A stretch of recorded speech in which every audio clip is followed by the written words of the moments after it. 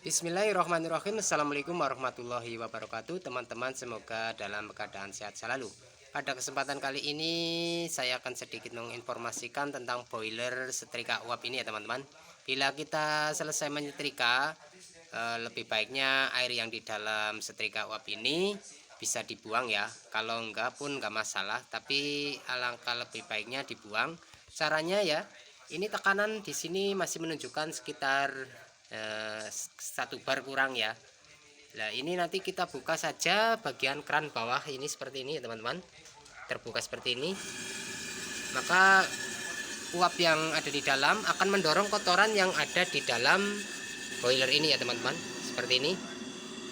Dan airnya pun keluar. Kita kasih wadah seperti ini ya. Supaya yang di dalam boiler ini bersih ya teman-teman. Walaupun nanti kelamaan juga ada pengendapan di bagian dalam, namun lumayan ya untuk mendorong partikel-partikel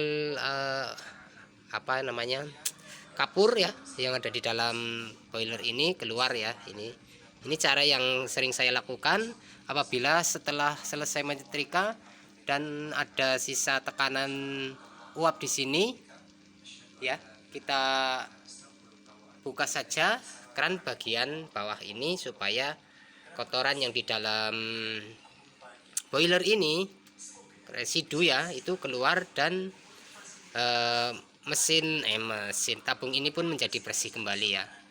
Mungkin teman-teman yang ada metode lain silakan saja tulis di kolom komentar. Dan ini cara kami saat selesai menyetrika dan membuang uapnya ya. Tapi ya kita kira-kira saja ini airnya tinggal seberapa. Nanti kita kasih wadah seperti ini, dirigen ya. Ini nanti kita wadahkan dan supaya air keluar bersama tekanan ya. Jadi bersih, mendorong kapur ya, kapur seperti ini yang mengendap di bagian dalam. Oke. Mungkin itu saja video singkat saya.